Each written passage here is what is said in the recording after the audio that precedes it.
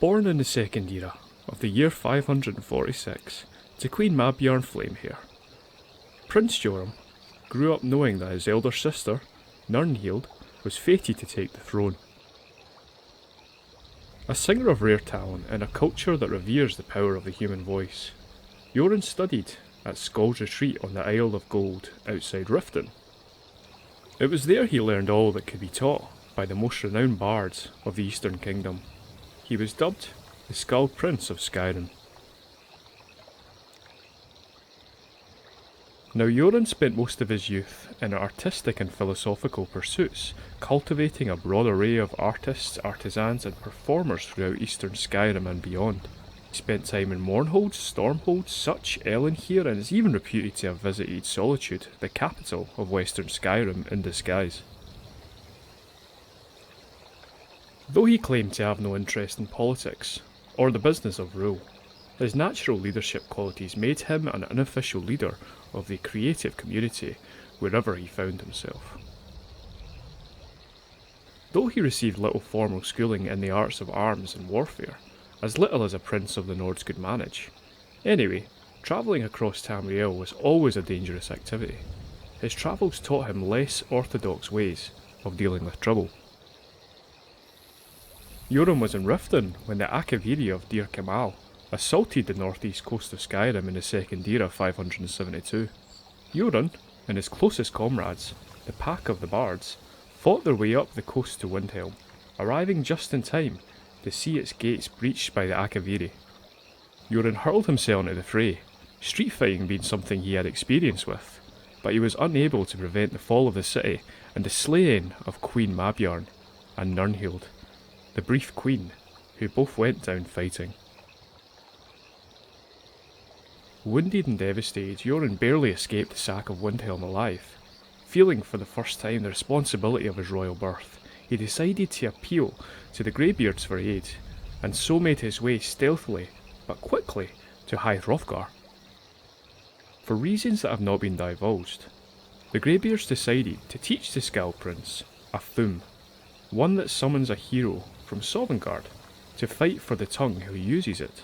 But in Jorunn's voice, the thum became a royal call of valour, and the summoned hero was none other than Wulfharth, the Ash King. Together with Wulfharth and Jorunn, now claiming the title of the Skald-King, they rallied the Nords of Eastern Skyrim, mustering an army from the Rift and the outer regions of Eastmarch, then fortifying Riften. Dir Kemal and the Akaviri moved south from Windhelm and found Riften, which was defended by angry Nords inspired by the presence of Wulfharth and eager to fight. So Dir Kemal bypassed Riften and marched on Mournhold instead, as the Akaviri leader assumed that the Nords would be glad to see him go. However, that choice was a fatal mistake, as Jorunn and Wulfharth led their army in pursuit of the Akaviri force, and the Nord army entered Morrowind for the first time since the Battle of Red Mountain. The Akaviri army was caught at Stonefalls between the Nords and a Dunmer legion led by Almalexia, but the outcome of the great battle hung in the balance until a surprise intervention from a phalanx of Argonian shellbacks led by a trio of reptilian battle mages.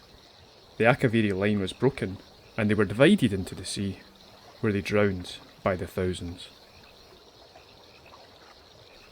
Following this great victory in Tamriel, the Ash King, his purpose fulfilled, returned to Sovngarde, and in Windhelm, 3 weeks later, Jorunn was crowned High King in the throne room of the Palace of Kings.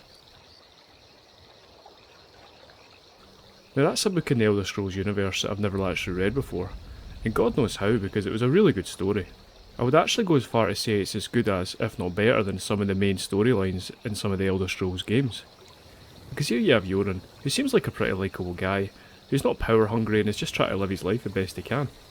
And it's only when he's down and defeated and he's lost his family does he feel the need to take on the throne, in order to save Skyrim from the Akaviri conquerors.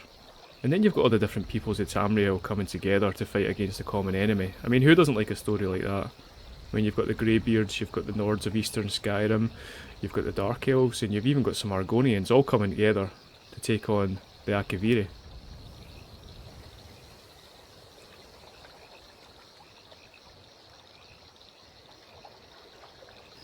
One thing I really do like about the Elder Scrolls universe is this story is just one person's opinion, much like history in our own world. I mean, Jorunn seems to be a really likeable king, but I'm sure there's other books and other quests in these games that contradict this perception.